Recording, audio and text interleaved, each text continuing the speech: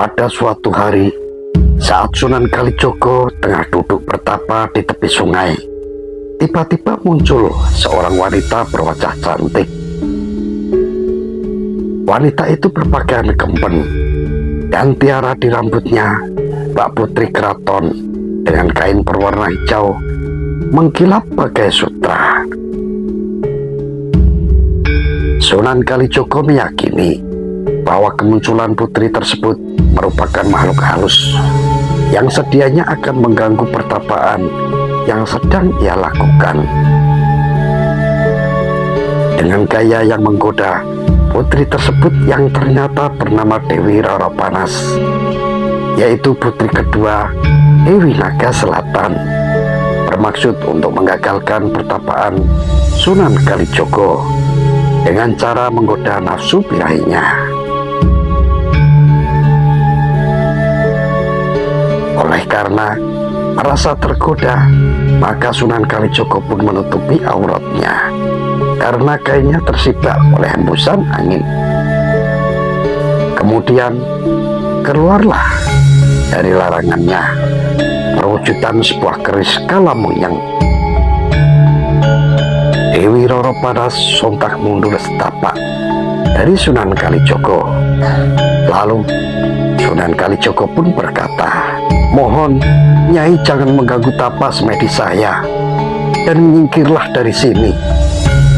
Kemudian Dewi Roro Panas pun berkata,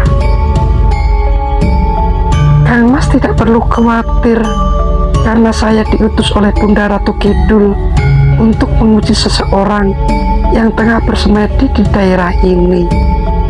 Tempat pertemuan tersebut yang sekarang dinamai daerah Demak.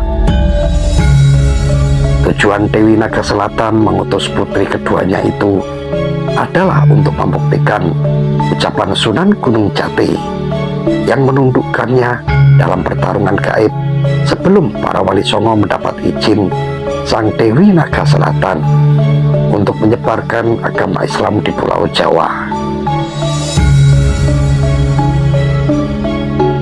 Sunan Gunung Jati mengatakan bahwa suatu saat jika ada seorang putri dari Dewa Naga Selatan yang berhasil menggoda Tapasmedi, salah satu anggota Wali Songo, maka akan terjadi peristiwa berulangnya perjanjian gaib antara Sunan Gunung Jati dan Kanjeng Ratu Kidul, mewujud menjadi lelakon yang menentukan di tanah Jawa di masa depan.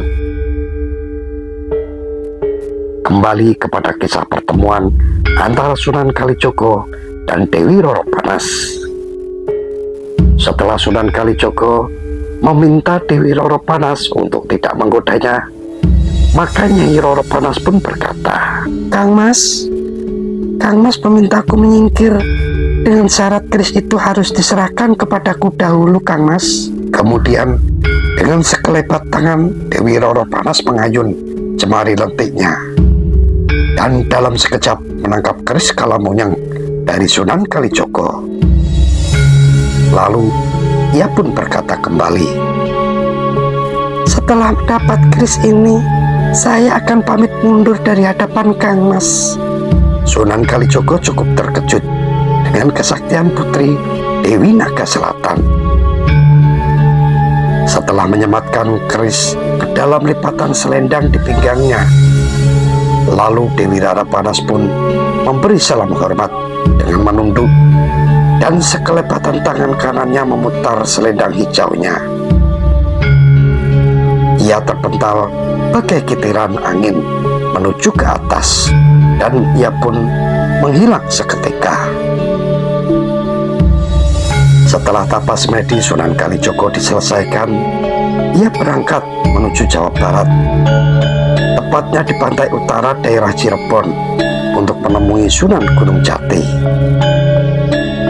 Pertemuannya dengan Dewi Roro Panas dan kejadian aneh yang dialaminya dalam proses Tapasmedinya di daerah Demak lalu disampaikan kepada Sunan Gunung Jati. Dalam percakapan itu, Sunan Kalijogo menjelaskan bahwa keris yang mewujud keluar dari larangannya berupa keris kalamoyang dan telah dititipkan kepada kepada Dewi Roro Panas. Mendengar penjelasan tersebut, barulah Sunan Gunung Jati berkata, "Suatu saat ada keturunanku dari Pangeran Manggara Jati yang akan mendampingi keturunan Dewi Roro Panas." Keesokan harinya, Kanjeng Sunan Gunung Jati menemui Dewi Naga Selatan di Gunung Selok, daerah pantai selatan Cilacap, Jawa Tengah. Dalam pertemuan itu Sunan Gunung Jati berkata, "Dewi Naga Selatan, kelak akan ada keturunanku yang akan mampu mendampingi keturunanmu, yang akan mewujud ke alam manusia dan akan berjodoh pula dengannya." Dewi Naga Selatan kemudian bertanya dengan penuh perhatian, Kalau begitu, jika suatu saat ada seorang cucuku yang akan aku turunkan mewujud menjadi manusia sejati, maukah di antara golongan wali ini yang akan menjaganya, Kanjeng Sunan? Sunan Gunung Jati menjawab tegas, "Baiklah, Nyai Ratu. Suatu saat nanti putrimu Dewi Roro Panas akan menurunkan seorang putri ke dunia manusia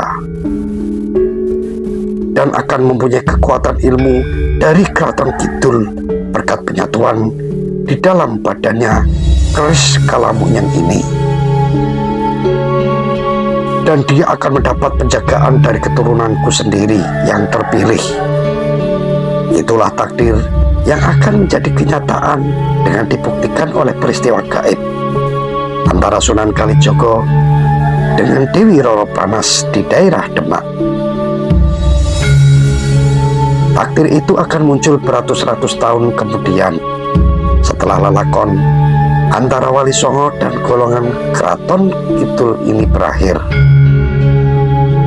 Dalam pertemuan gaib itu, Sunan Gunung Jati dan Dewi Naga Selatan sepakat bahwa keturunan mereka akan berjodoh dan menjadi suami istri kelak.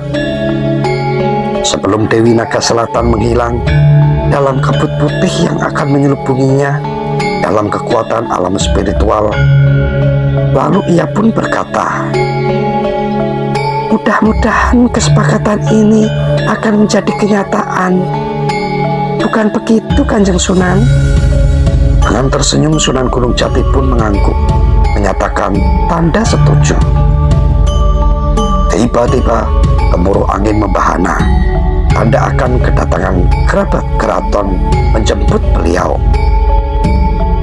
Dewi Naga Selatan didampingi oleh ketiga putrinya, yaitu Dewi Roro Blorong, Dewi Roro Panas, dan Dewi Roro Ningrum, beserta Panglima, Patih, para pendito, para dayang-dayang, dan para bibi emban, serta pasukan keraton memberi salam penghormatan terakhir kepada Sunan Gunung Jati. Hanya satu siulan saja, lalu kabut putih itu menghilangkan penampakan Dewi Naga Selatan beserta punggawanya, dan disusul bergulungnya ombak laut dan buih putih memecah pantai.